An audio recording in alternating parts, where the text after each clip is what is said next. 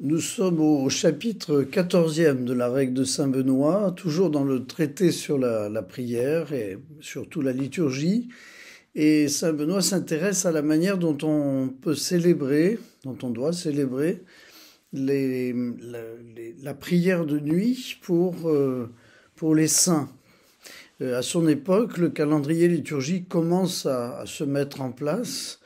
Et il y a un certain nombre de saints, en particulier les martyrs, qui sont pris en compte comme exemples stimulants pour la vie de l'Église.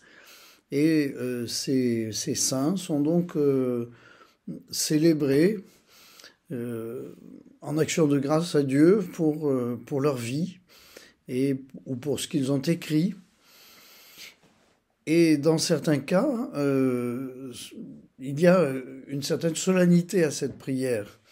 Donc, Saint Benoît propose de célébrer ces personnages, de célébrer Dieu pour ces personnages, de la même manière qu'on célèbre le dimanche, avec une longue nuit de veille. Alors, il ne s'agit pas justement d'exalter ces personnes comme des demi-dieux ou comme des dieux. Il s'agit de reconnaître le don que Dieu nous fait à travers ces personnes qui ont suivi le Christ et qui ont donné, en quelque sorte, comme à percevoir ce message du Christ en acte.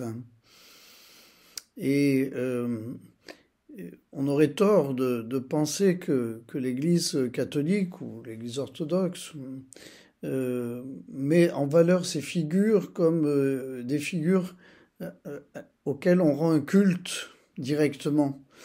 Non, c'est à Dieu qu'on rend un culte. C'est Dieu qu'on reconnaît comme Dieu.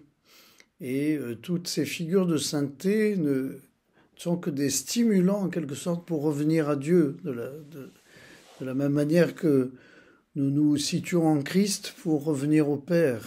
Bien, de même, il y a des figures intermédiaires qui nous permettent de revenir au Christ pour revenir au Père. Donc, accueillons ces figures avec tendresse, avec complicité, avec joie. Laissons-nous stimuler pour nous-mêmes faire un chemin de sainteté comme disciples du Christ jusqu'à suivre son exemple jusqu'au bout. C'est certainement un moyen d'activer en nous la dynamique de la foi.